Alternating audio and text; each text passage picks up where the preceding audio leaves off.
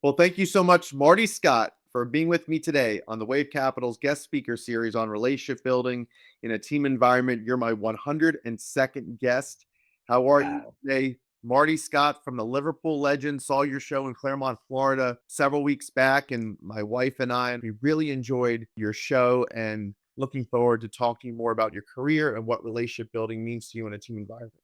Sure. Yeah. Thanks for having me on, man. Yeah, definitely. So, Marty, please tell me how you started this band, Liverpool Legends, and you had it now for 2 decades plus. What inspired you to start the band, and how further back do you have to go in your life when you first started studying the Beatles and being inspired by them? And tell me the whole story of how you met the late George Harrison's sister, Louisa. Man, it's a long process. Like I always been a pretty big Beatle fan. When I was a young kid, I had a friend of mine who just lived and breathed the Beatles. When I was growing up listening to like heavy rock and whatever all my friends were. And I had this one friend though, he was just a Beatle. Even to this day, I don't think he's ever bought another record besides a Beatles related stuff.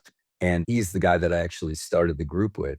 As he played John in the group when we started. And he's a little older than me, so a pretty big influence. And at the time, I started out in music as a drummer. And I kind of always looked like this. I had this haircut even when I was like 14. So being that he was such a big Beatle crazy guy, I think he just thought I looked cool. He was already in this band and they were playing a lot of Beatles music. We didn't know back then that you could actually be a make believe Beatle. We didn't take it that far, but we've been playing a lot of these songs since I was a little kid, a good chunk of them.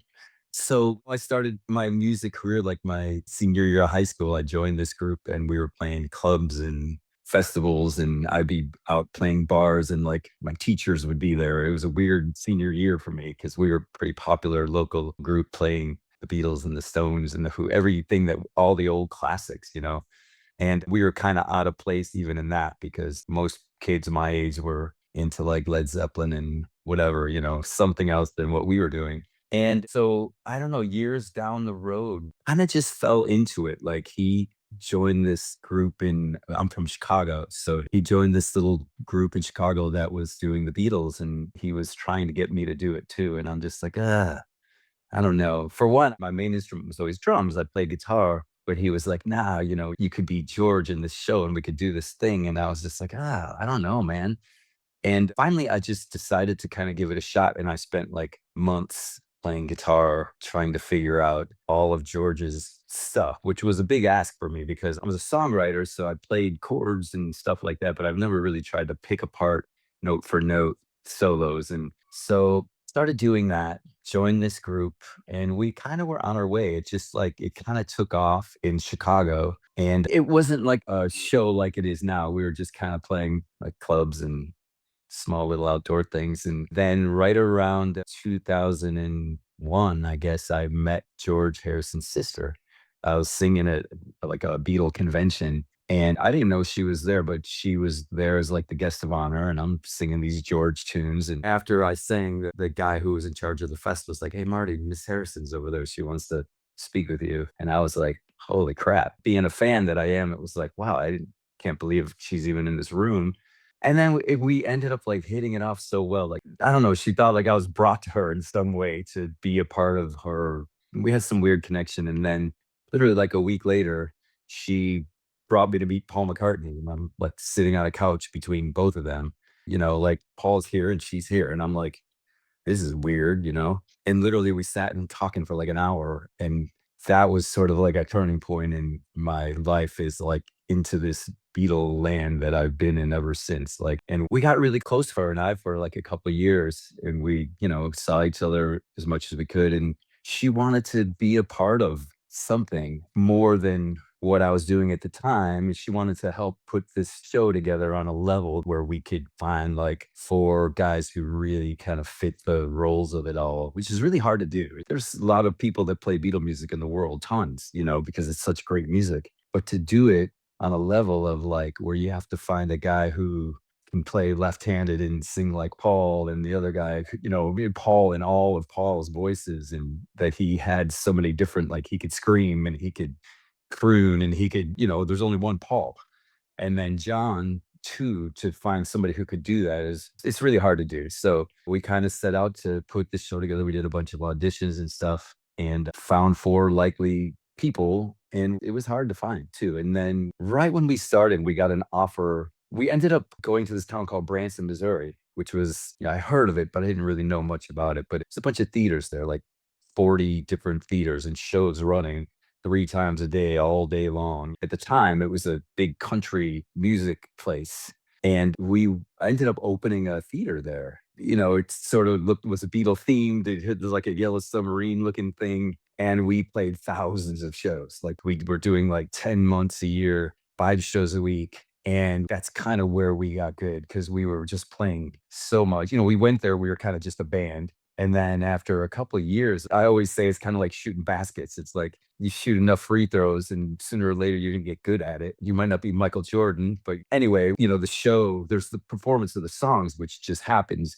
You play something every day, you're going to get good at it. But then the show part of it is like the stuff that happens between the songs, kind of. So we kind of learned all of that and how important that was with lighting and all the other things and all the production stuff around us. And that's how we kind of separated us from a lot of the other shows that just kind of go play the music. And it's a big advantage to have your own venue because you can, the lights in the right place and this happens at the right time and to stand in this spot at this, all the things that go with a show. So that's kind of was the start of Liverpool Legends. We call it like our Hamburg days, like when the Beatles were in Hamburg, they were playing 8 hours a day or something like that. And we started out, man, we were all living in hotel rooms, like rooms right next to each other. It was kind of like the movie Help or something, only the hotel wasn't so nice. So we started out that way where it's just like, man, we didn't exactly know what we were doing, but we made a big splash in Branson because there was nothing like us there. It was like country artists and magicians.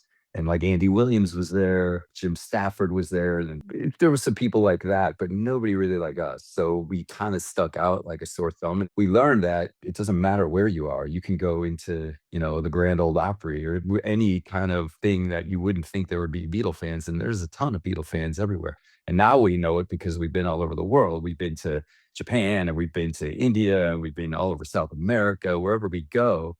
Usually the farther we go, the more Beatle fans there are, whether they speak English or not. It's crazy. But that's how it started. We did years in Branson playing a lot of shows like that. And then we started getting offers to like, can you come and play? Like we got an offer to play the Rose Bowl.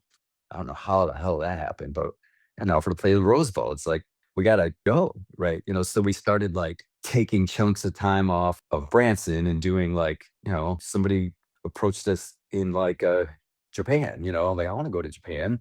So we started taking time off of the theater. The people in Branson didn't like that so much because it was hard to do. It was just a little bit of a demand. And we realized that Branson's kind of like, everywhere within like the 5 states, people come there, like from Texas to Oklahoma to Illinois, to Iowa. But so we were stuck in this little Midwest thing. Anyway, so we started doing some touring and realizing that we could reach more people doing that than being in Branson full time. So we started doing about half the year in Branson, and then half the year we would go out and do shows.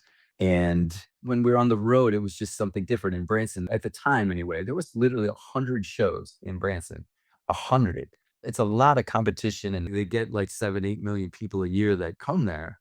But there's also 100 other shows. And then when we go out of the road, we'd be playing in some town in Texas or something, and we are the only show in that town, and we've just sold, thousands of seats or whatever. And we just business wise, we realized that it made more sense to be touring and reach more people. And in the meantime, though, I bought a house in Branson, or, we moved there pretty much. So there's that part of it. Like when we were there, it's kind of nice because you're in your bed by like 10:30 versus like a hotel room and a plane and a train and a car and a whatever we have to do now. So now cut to this time, we've evolved into pretty much a full-time touring band. The last couple of years, we did like 1 month in Branson, which was kind of neat. I got to be home, see some friends, and sleep in my own bed. But besides that, like I haven't slept in my bed much in the last couple of years, hardly at all, except for the runs that we're doing there, and then a few weeks here and there. And then the rest of the time, if I have any time off, I try to make this the best gig for everybody to have. So, like when we're traveling as a band, which we do a lot, we try to have life in that. Like if we're going to go playing in Colorado, I'm building in a rafting trip, or, or for like this week, we're near DeLand, we're going to Universal on our day off. And we luckily, like 2 years ago, I gave this guy a t-shirt who was a fan at the show there. And he turned out to be the head guy of the guy who built the park. So we, last year he did, he's doing it again this year. We get this like executive pass that's like, you walk up to the place and they're like, oh, would you like an escort? They look at this. I don't know what this is. It's some crazy thing that the head guy has. And you walk up and they're like, well, would you like an escort? And they just walk you, not even through the line. They take you in like a side door right up to the front of the ride and ask you where you want to sit. And that's the day. So we do a lot of things like that to have a good life too. When we started, we'd be going to a lot of cool places. Like we're going to Chile or we're going to Ecuador. And it's like we get there and you get off the plane and you're in a bus and then you're in the hotel and then you're at sound check and then you're back in the hotel and then you're in a bus and you're like you didn't even see Ecuador. So it's kind of my own, like, I want to experience life. I've learned that as I get older, instead of just because we've been to so many places that we didn't get to see at first. And now we are building in life in all of our tours. I try to make it the most fun to be in. And I think if you talk to all of my guys, that's the first thing they would say. We're always like, if we're going into a town, I'm going to find the coolest place to eat in this town with the best atmosphere. I don't necessarily want it to be the most expensive place in town, but we're always kind of looking to find the coolest places. We were just in New Orleans, and every time we go somewhere, we try to make a life out of it. Like we were just played like in the Outer Banks, and I never really experienced that area, but we did the show and we had like 5 days off. So instead of going back to Branson and sleeping in my bed, I was like, let's stay in the Outer Banks. And we went on a Jeep safari thing and saw wild horses and stuff like that. So it's been fun lately.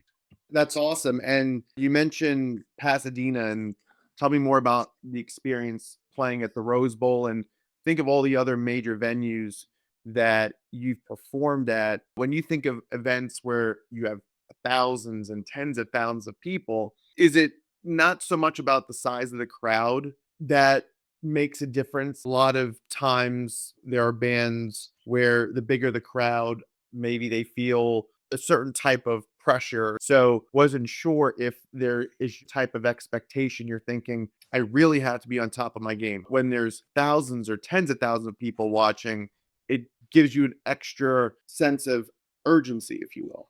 It's honestly the opposite of what you would think. Like, it's easier to play the Rose Bowl or some huge venue than it is to play. Like this last week, we were in Myrtle Beach. That's kind of a show town too. In this time of the year, it's off season. So we went and did a week there trying to drum up some business in that town during the off season. And there was a couple shows where there wasn't a lot of people. Those shows are harder than the Rose Bowl. It just is. It's not necessarily the size of the crowds too, because one of the coolest things we've been doing is Mexico City. For like the last 10 years, we've been going there and selling out a 10,000 seat arena for 2 nights. So we're selling like 20,000 hard ticket. We're going there in May for 2 shows this year.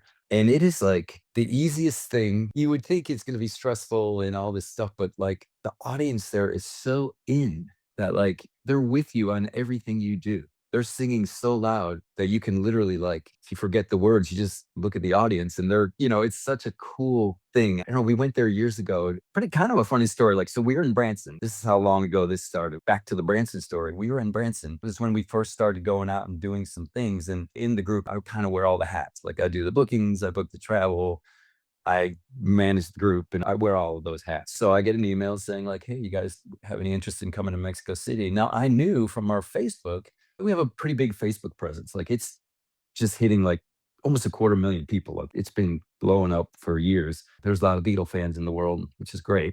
And I knew we had a lot of fans from Mexico on there because there was always be people responding in Spanish, and you can kind of look and see where they're from. It was really exciting at first. And so I was like, yeah, I want to go to Mexico. And I didn't even really give it too much thought. I was like, what's the date? March, whatever. I'm like, yeah, we'll take it off in Branson, come down there and do a show. And then we got busy doing shows in Branson. I didn't think much of it. It's like a few weeks before the show. And I go to look at the venue This is what I've learned as being a booker too of my mistakes. So I go to look at the venue. I didn't even really look at where we're playing. I was just like, oh, we're a few weeks out. I just figured we play some theaters. I figured it was 1,000 seater, 1,500 seater, whatever. I go and look at the venue. It was called Arena See You Dad or something at the time. I look and like the Who was playing there that week. And I was like, sometimes there's big venues that they have a smaller venue within the venue or they curtain it off and make it smaller. And so I messaged the promoter who I didn't really know at the time. Now he's one of my best friends. We've been doing this 11 years now. But I emailed the promoter. I'm like, hey, how's the sales going of this show? Just to kind of touch base with him. He's like, oh, really good. We're going to sell out. He's like, we're at like 16,000 right now, and the place holds 18.5 or something. He's like, we're totally going to sell out. And I was like, what? It was like at the time, it was bigger than the Rose Bowl because these were people buying tickets to our show completely. It wasn't about the Rose Bowl or anything going on there. It was about Liverpool legends. And we go there and we sold out. And it's funny because turns out this guy who was the promoter owned a lot of radio stations, and Ringo happened to be playing there that week. And how that happened was he saw Louise Harrison and I were in El Paso or something doing a show, and we did a lot of TV together. So he saw us on the morning news, and Ringo was playing Mexico City this week. And he was like, well, maybe we should bring these guys in and have like a Beatle week with Ringo or whatever. And we ended up outselling Ringo by like 7,000 seats because the radio station was promoting us, and Ringo was just, that show was a different promoter or something like that. So we played this huge arena, a bigger venue than Ringo. It was crazy. So that was the first time like I really got to feel what it was like. You go see concerts like who is the biggest act in your, like the Who or whoever that is. I love the Who. But my whole life, I would go to shows like that and be like, I wonder what that is like. And that's when I learned what that was like. And it was easier than anything. It was like one of the easiest things that we've ever done. From the minute we walked out, everybody was already in. So there was nothing to prove or nothing to win over. And now we've moved on from that venue to like the nicest venue. It's called the Auditorio Nacional, where we've been playing about the last 7 years. And it's one of the top venues in the world. It's like, if you look up top venues in the world, it is like always in the top three next to Carnegie Hall. And it's amazing. And we're selling this out 2 nights, and it's easy as anything. I have a harder time playing in my living room with my family there, with my aunts and uncles. I get more nervous doing that than I do playing a venue like the Rose Bowl or Mexico City. And it's interesting too, because what we do when we do a show like that, you get a little taste of rock star for a second, maybe.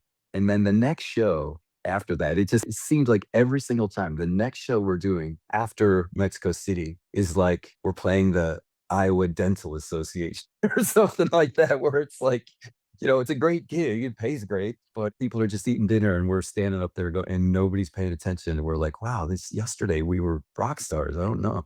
I swear. So it's a kind of a funny, it keeps you in check because we're not rock stars, but we've had some really fun experiences where we get to do some really cool things, like some big shows. And then we always balance them with some shows. We'll play a CEO's backyard barbecue or something, and that's okay too. And that sometimes that's just as fun. It's very interesting because that was going to be my next question, following up from my previous question, where talking about crowd sizes and these amazing, incredible venues, whether small, medium, or the largest ones. When I was watching the show with my parents and my wife, it felt like a rock concert. And another question I have is learning about these four guys, John, Paul, George, and Ringo. And interesting enough, you were a drummer, so you're probably natural inclination thinks, oh, maybe I'm going to play Ringo, but then you learn the guitar as George would play it. Another question I have is learning the English accent and what type of advice, Paul McCartney was giving you at the time as you started this band, and the support that you've gotten from Paul McCartney and Ringo Starr, the two living Beatles. And I know that Pete Best, he's still alive today. He was the first drummer before Ringo Starr. Has he reached out to you or have you connected with him? So would love to know all of that. I will say when I started, I was already playing guitar and stuff. Like I said, I never really tried to figure out note for note what another person was doing. If I was playing lead guitar, it was because I wrote a song and it needed a lead and I was recording or something. So when I first started, I just got everything I could find, all the films of like the Ed Sullivan shows. And, this was before YouTube. So luckily, I was in a world where we had a lot of Beatle bootlegs and everything we can get our hands on. And I literally set up a mirror. I had a TV and I would watch George and try to figure it out. How's he standing? What's his mouth looking like? What's he little weird little steps he's taking and stuff like that? And try to just soak it in all that I could. And I did that for, I don't want to say like Hamburg days, but I was playing so many hours a day because George is a really good guitar player. Doesn't get enough credit, but that guy really was a really good guitar player. And he played like really tasteful things. And to do it correctly, it's not like you can just play some blues and go up. We don't treat the music like that. We treat it like we're trying to figure out exactly where he was playing and exactly what they were doing on the record. We don't really take liberties trying to do like a live version. The Beatles can do whatever they wanted when they were playing live. They're the Beatles, but we're not. So we don't take it we take it pretty seriously to try to play what's on the records as close as we can, and we're always still learning all that stuff after all these years. So I spent hours until, like, my fingers literally would be swollen by the end of the day, like, physically swollen where I couldn't bend them. And then I would wake up the next day, and then I would get them limber again and go back at it, and I did that, for several months. I got all these every guitar that George had, and I didn't for like a couple years. I didn't even know what knobs did what. I was so like out of my league in trying to figure out George's stuff. He's really good. And then the accents and stuff, pretty funny. Like when I first started, I was just doing some hacks because now everything's available. Now, if you want to learn the solo to While My Guitar Gently Weeps, you can go on YouTube and there's some like 8-year-old kid in Japan who's nailing it, like playing some part that I still don't have right. Now I got it right from watching the kid in Japan.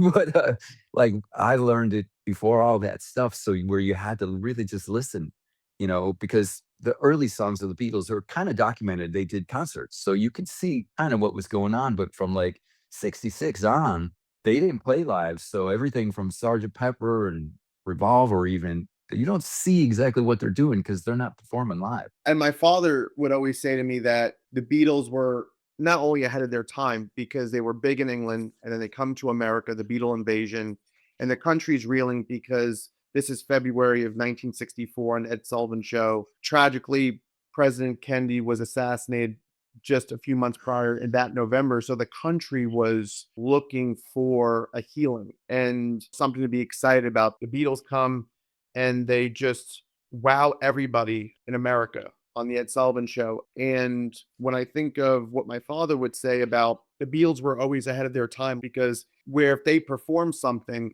other bands would follow several months after. And they were definitely, trailblazing and leading the pack, not only in music, but also in fashion and everything. The Beatles were kind of the forefront of all of the bands sort of from that era. They were leading the pack a bit. Their songs got more complicated, with the Sergeant Pepper album. Each record was a little more advanced, which kind of makes our show cool too, because we follow that timeline. So as the show goes on, our guitars change, our strings change, our costume, our lip changes, and we're kind of following that timeline, which makes for kind of an interesting show. Most acts didn't really evolve like the Beatles did.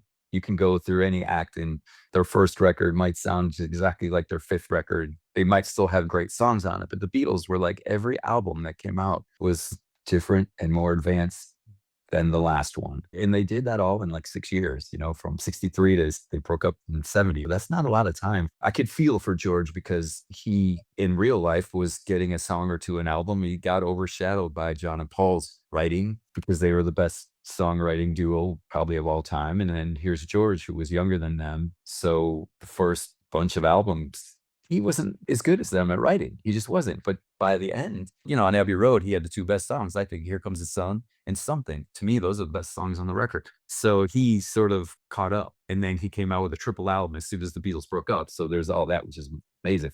So for me in the show, it kind of parallels. I love the later stuff because George is showcased. And on top of it, I've got George's sister that helped put the show together. So it's always been a more George lean show than a lot of you would expect. We're pretty equal in like when you see our show, Ringo gets songs, George gets songs, John and Paul. And even though maybe John and Paul in real life maybe overshadowed everybody, there's just as many Ringo fans as there are many George fans. So our show is pretty equal, and it's pretty neat that way, and I wouldn't have it any other way, really. And since I make the set list, it works out for me okay. Do you feel when you're performing that just for a split second or maybe longer than that, I feel like I'm George Harrison right now, even though you You don't know, I know don't exactly what that would feel like because it's impossible, but because you had the support of his sister and that she identified you and 3 others to make the Liverpool Legends, that it gave you this extra confidence or it gave you this extra purpose. I've never had extra confidence. Like, I always think, there's somebody better than me. I've always been, I just want to be the best I can be. And it was super great having George's sister next to me for 20 years. She passed away in 2023 at 91. And she was, basically like my grandmother at that point, or like my daughter. I don't know. It was a weird relationship, but it was 20 years of being together. When we moved to Branson to do the show there, she moved with us. She was a part of the show every night. She would do the intermission and take questions and answers and talk about her childhood, and George and England and all the things. It's funny because you talked about accents and stuff like that. She was a pretty big help because she was from Liverpool. So if for that kind of stuff, she'd be like, they don't pronounce the T's like that, whatever.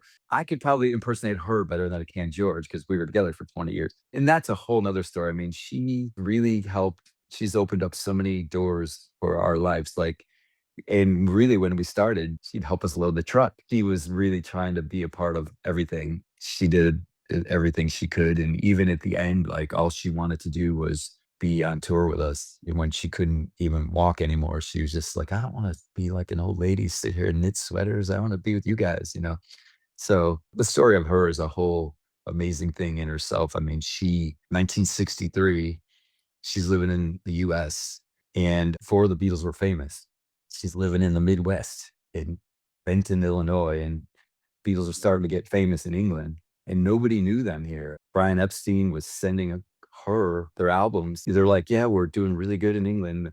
Can't seem to do anything in the US. If there's anything you could do." And she was taking their records around to all the local radio stations and mostly getting rejected. She's a housewife in 1963. Back then, most of them would be like, "Shouldn't you be in the kitchen, or ironing your husband's socks? We don't really think this music is worth anything. Good luck with your brother's band." Like, she's got all these rejection letters and stuff. So she had been at it for a long time promoting Beatles even before they were famous. So with us, she got a chance to kind of really help, and she wanted to be a part of it from day one, as long as she toured with us until she couldn't literally walk anymore. She's a whole story in herself. It showed a level of commitment way beyond anyone's wildest dreams. I mean, right place, right time to meet her and Paul McCartney, and then the rest is history in terms of you and your bandmates really taking their real life personas and bringing it to life for younger generations. And people like me and others are so blessed to have the opportunity to watch you and your bandmates perform. And as I mentioned, I mean, the best Beatles tribute band. And I appreciate how humble you are that you feel, oh, I can always do better. And there are things I can study from others to really fine tune my craft. But just having watched you all for the first time and seeing other Beatles tribute bands and hearing other people sing Beatles music on the radio or on TV or other type of platforms, I mean, the Beatles are a 10 and you all are a 10. Thanks. That's nice. It's funny. In this group, there's no real egos in our group. If anything, we're the opposite way. We'll get done with a show and be like, man, I missed that part, or, which I'd rather it be that way than like, it was great. Because I've seen enough people in my life that have been that way. And this band, there's really none of that, which is cool. I'd rather have it be that way. Everybody's pretty humble, really, maybe too humble in some parts because, we learn from everybody. But we also learn from other people tributing the Beatles. It's like sometimes it's easier to learn from, like, you watch another guy doing George, and then you can see like, wow, he really looks like George there. And you could see it more than when you watch George. because everything George does is George. But, so like when I started, I was watching bands that have been doing this 20 years longer than us. And so you kind of learn from everybody, really. If we're going to go to the show and somebody's going to have a pointer for me and I'm going to have a pointer for somebody else because we just watched the film from the night before or whatever from last week. So always trying to dial it in and just do the best show. I mean, it's a really fun gig because it's really the magic of the Beatles. It's just this crazy thing while they're still as relevant or more relevant now. The message of the Beatles right now is probably more important than anything because peace and love is pretty important right now. It's amazing that everything that they did still holds up and it's still cool, like in colleges and at our shows, there's 8-year-olds, 80-year-olds, and everything in between.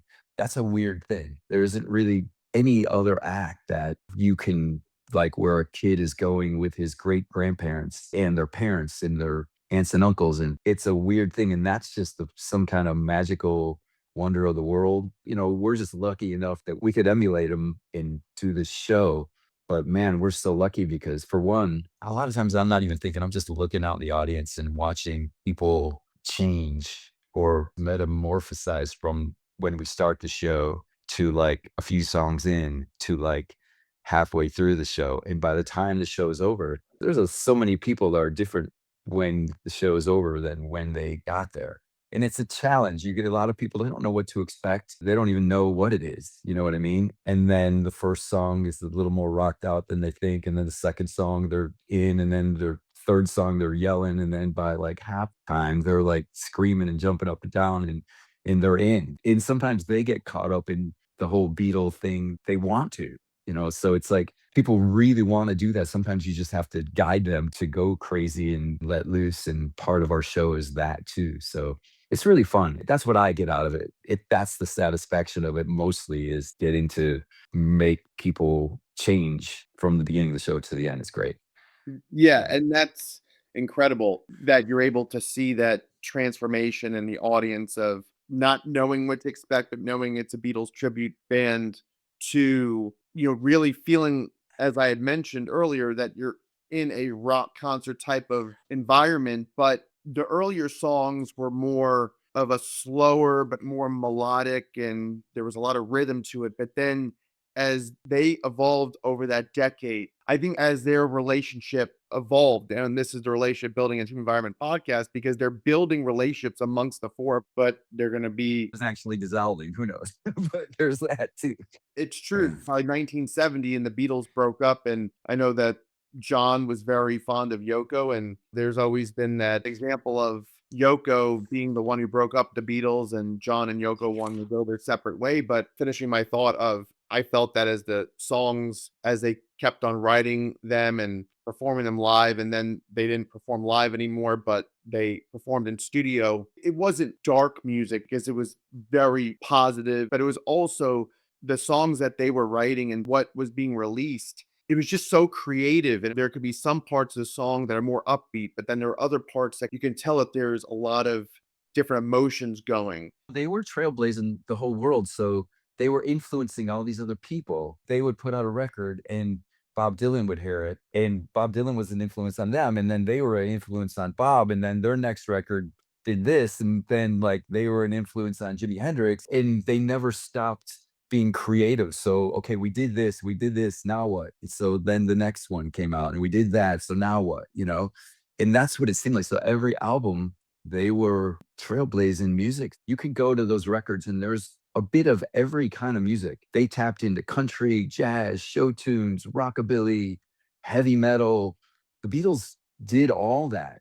Any musician that was born 60s, 70s, 80s, or even 90s, the Beatles have a pretty direct influence on everybody for what they did. Yeah, every style of music, people that you wouldn't think, like Ozzy just passed, and I've seen interviews where the whole reason he even started music was because of the Beatles. There's so many people like that, crazy heavy metal people, and all these people, they got a guitar in the first place because they saw the Ed Sullivan Show. It's amazing. This is 60 something years later. You're 14 years old, you get a guitar for your birthday, start figuring out writing, and you're going to discover the Beatles and you're going to be like, wow, they wrote that song and then they wrote that song and then they wrote that song, and there's 4 different voices, so sometimes you wouldn't even think it's the same band. but they just were that all over the map of their styles, and they touched and tapped into everything. So, I mean, you could trace so many things, so many bands, and so many songs back to the Beatles. It's so true, and even the influence on James Taylor and Who also had an influence on them. You know, they signed James Taylor to Apple, right? And then George came out with something. James Taylor had a song already called Something in the Way She Moves. So who's influencing who? I don't know, but they all influenced each other and grew the whole world, sort of, you know? And my father always said that the Beatles felt that in 500 years, it's going to be Bob Dylan who's going to be the one that the world remembers the most. And I mean, that's such a compliment to Bob Dylan that it's going to be his music and not the Beatles that people are going to be thinking about. But I think Bob Dylan as an individual, excellent, excellent songwriter. I mean, top tier, the best or one of the best. But Probably the worst concerts I've ever been to were Bob Dylan, but I'll still go see him every time and pay whatever because I love Bob Dylan. But Bob will always have his thing. He changed the world too. And actually, one of the biggest influence on the Beatles was him. But yeah, I mean, he wasn't a singer really, and he right, didn't have the melodies and all the songwriting. You know, the Beatles were just something else. Their personalities, their look, their influence on everybody. I'm gonna just say they'll both be around forever. But for me, you can't really compare that to the Beatles for me. you can't. And Yeah. that's how my family and I feel. The Beatles are the greatest band of all time. And I love how, because you're from Chicago and you mentioned Michael Jordan, I've met Michael Jordan. Picture of him and me are above my right shoulder. So, Nice. but there's a book on Michael Jordan that I have on my bookshelf, and there's a certain page that's dedicated to the comparisons between Michael Jordan and the Beatles, and even Marv Albert. And I interviewed his son Kenny Albert on my podcast, but the great Marv Albert, when Michael Jordan returned to the Bulls after his first retirement, when you're watching a Bulls game at Madison Square Garden, Marv Albert famously says, it's like the Beatles arrived. And no other comparison, I think, from music to sports, no other comparison exists except for the comparison between the Beatles and Michael Jordan in terms of influence and being at the top of your game and being the best at what you do. And if you look at even how Michael Jordan played basketball, it was very, synchronized, and it was almost like ballet like in the way he flew through the air. And that's what the Beatles did in their line of work, in their profession, that in a Michael Jordan like way, that the Beatles are the greatest band and no other band compares. And they changed the way American life forever with the music. But you talk about the fashion and you talk about the culture and you talk about just the 60s and what they call the sexual revolution, but it was like the Beatles were an integral part in how life in the 60s evolved, and how 62 years since the Ed Sullivan Show, we're seeing in 2026 the influence of the Beatles still today, which is just truly remarkable. And I'll say this about egos. I'm so happy to hear that you all stay humble and then cheer each other on, and that you all want to get equal credit. And it's not so much about, and this is about relationship building and team environment, where it's all about the collective unit. It's not about the individual. You build relationships and you build quality rapport with whom you're performing with, and you become like brothers. It's like a brotherhood, because relationship building and team environment is what you do on a daily basis with your bandmates as you try to project the personas of these four Beatles. But going back to egos, because you all don't have egos, you're getting to be the persona of George Harrison, where there is no ego involved. Because when, to your point earlier, he was only getting one or two songs an album, and because of the egos of John and Paul, and they're trying to always position themselves as, well, who's number one and who's number two. George was three, and people look at Ringo four, but Ringo's the drummer, and he was able to sing a couple of songs. But with George, he had to take that backseat too, as that number three Beatle in a way. And because of the egos of John and Paul, he had to wait his turn, so to speak, after the Beatles broke up, for him to be more in the mainstream as an individual. And to your point, all the music that he was able to produce and play, and being someone that, okay, I don't have to live in the shadow of John and Paul, I can make it on my own. And we saw Paul McCartney after Beatles broke up. I mean, when he was in the band Wings, it has those Beatle like sounds, amazing too. But I wanted to, before we depart from our interview, talk about the advice that Paul McCartney has given you. Paul really, like, when I met Paul, it was a conversation like this, like hanging out with you for about an hour. I've met him a couple times. The first time, George had just passed away. So I'm sitting in between him and Louise, and they're both kind of shaking their heads. He passed away a few weeks before that, and they were just kind of shocked. And I'm in the middle of this fly on the wall thing. Also, Paul hadn't toured in a while back then. And so it was more the other way around. Honestly, like we had gone to dinner right before that, had a bottle of wine, went to a nice Italian restaurant in Chicago, and then we got to hang out with Paul. So I was just the right amount of not nervous. I was good. Made him laugh a few times. I sang with him for a second. He was mostly talking about his own, like, remembering words, and it wasn't really too much about advice from us. It was one thing that we did talk about was he was talking about remembering the words of some song, and I told him what we do is we just look out in the audience and read their lips, and you're right back on track. He laughed, but it wasn't really advice. Years later, we met him again and gave him like a DVD. But Paul is doing his own thing. He actually, like, he looked at the DVD and looked at my partner at the time who was playing John, who I started the group with, and he was like, "That's you, right?" And it was a picture of us on the cover, and he went like, "I could pick out John anywhere." And that made his life. Like nothing happened after that. Paul McCartney saying, calling him John was something that made his whole entire life. I guess the best thing I would, if we're talking about relationships of us, the best thing I could say is we're kind of all friends. And it's hard to do in a band. It's like being married to five people, or there's five people in our band. We have four like Beatles and then a side guy doing strings and horns and stuff. And then we have our crew. So we're traveling as seven people on the road. We're all friends and we all like doing things. And that, honestly, like I've been in a lot of bands in my life. And man, it's not easy to find people that you like to be. So I learned the best way for me is to surround myself with people that I like to surround myself with, because there's the show and there's the band, but then there's the hang time, which is more time than all of that other stuff. So, and that is equally or more important. When we are touring, we stay in Airbnbs. We don't really stay in hotels too much. We're staying in houses together, sitting in the living room. I always say what I just said, kind of. I like to surround myself with people that I like to be around, which is the key for me at this point. I want to play music with my friends, which is when we started playing music in garages and stuff when we were kids. That's what you did. You played music with your best friends. That's kind of the best way, because then everything else you can kind of laugh it off and you know that everybody's doing the right thing and has the right agenda. And then the rest of it is just, okay, what are we going to do to have fun? And I mean, it's important that we make a living and we're doing that in the money and we need to pay our bills and pay our mortgages. And we all do this full time. This is our day job, and we all do other musical things too, which is the other stuff. But this is our life. Being honestly friends, maybe it makes me not the greatest boss, because I always am more friends with the people than I am a boss. So if you're that, it's hard to be a boss sometimes. And the fact that you were Grammy nominated, what was going through your mind when that happened? I mean, honestly, that's a lesson in life that I learned too, is like, that was kind of just a fluke thing. We're in Branson at the time doing our million shows, 5 shows a week, which is hard to do. And then Louise got asked to narrate this disc. It was a bunch of interviews with Beatle fans from around the world. And kind of like we're talking now, the importance of the Beatles in their lives. And we had random athletes and actors and politicians and just some random people that had cool stories about how the Beatles changed their life. And Louise was narrating it, and they needed Beatle music to be played in between all the interviews.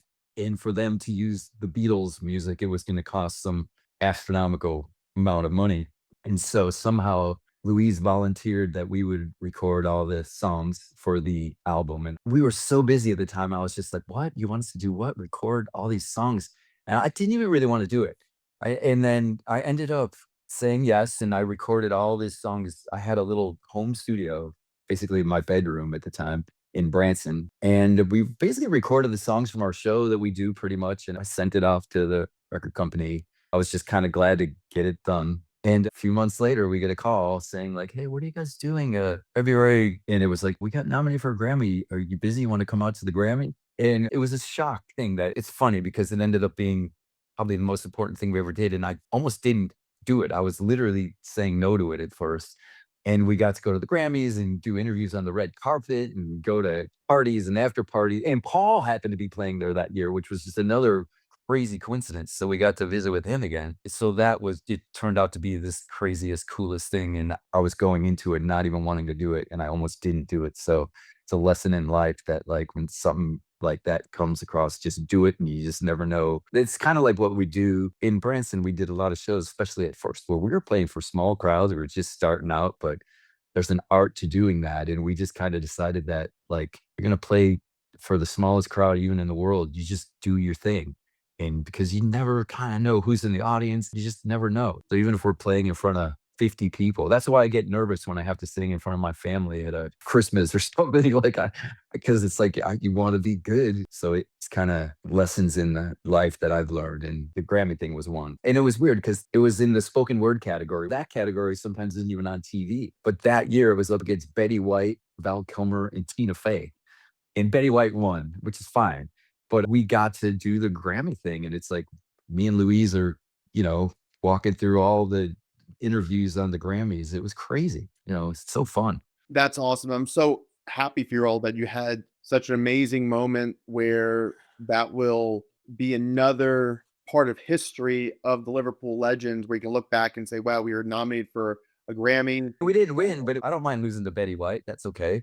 If you're going to lose to someone, she probably deserved it. Any final words of wisdom on relationship building in a team environment for my audience and me? What, through all your experience of relationship building for anyone of any walk of life, in any profession, of any background, of any ethnicity, we live in such a diverse world, country, and there is a lot of division in our country, and it's all about unity. The Beatles talk about peace and love, and I loved how you said early on in our interview that that's more important now than ever. So any final thoughts for not just my audience, but for our country before we depart from our interview? I will just say, like, you can have political opinions and stuff and still be, even in this band, we've about different things. And guess what? You still have to be a band and be friends so you don't have to divide. It's funny. One funny thing that we did years ago, randomly, we've had some random things happen, but we got offered to do a show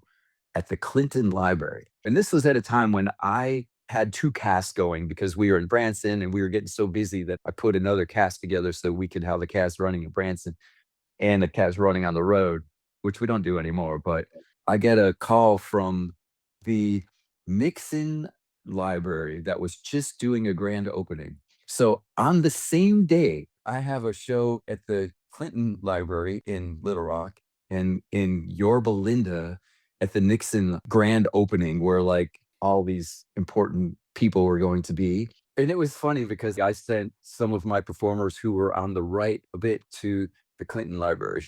I sent some of the performers who were on the left to the Nixon Library.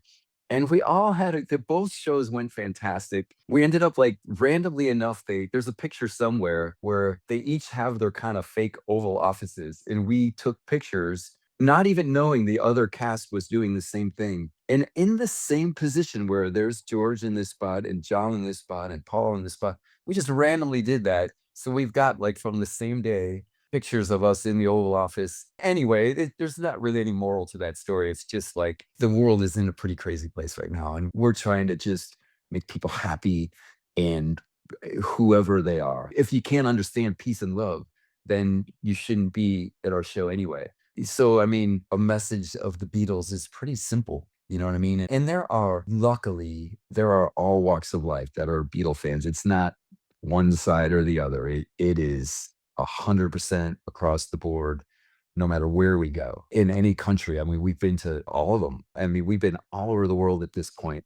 One of the last big tours we did was Ukraine, right before everything shut down. It's a shame because that was one of my favorite tours. It was beautiful and it was an amazing tour. And, we performed in Israel several times. We've been everywhere.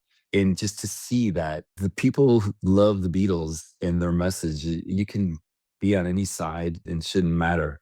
But it's a shame that people feel like they have to pick one at this point, because you really don't have to be, if your message is peace and love, that should be only one side, so. Of course. And Thank you so much for those final words of wisdom. And, with my podcast, I've had people from all walks of life. I interviewed the chief content marketing and communications officer of the Clinton Foundation, Clinton Global Initiative. So I have a representative who's been with the Clintons for years, served in Clinton White House. But then I also have gentleman Ken Kachigian, who worked for President Reagan and President Nixon. So I look at my list of guests and I see how I can connect each one of you all every time I interview someone, whether someone met someone who also was on my podcast or maybe they're friends. And I love the body of work that I've created with this podcast because with relationship building and team environment, it's where everybody can feel welcomed. It's where everybody's ideas are welcomed, and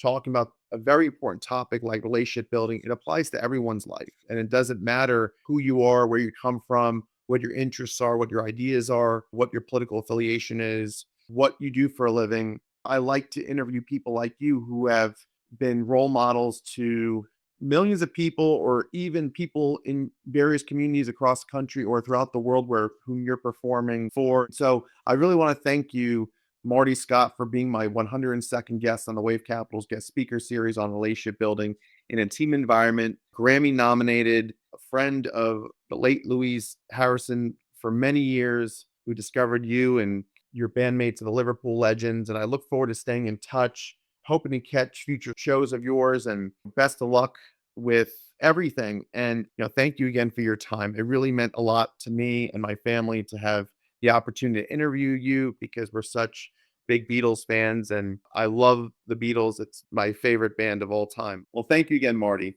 All right. Thanks for having me on. Appreciate it. Thank you. You take care. You too.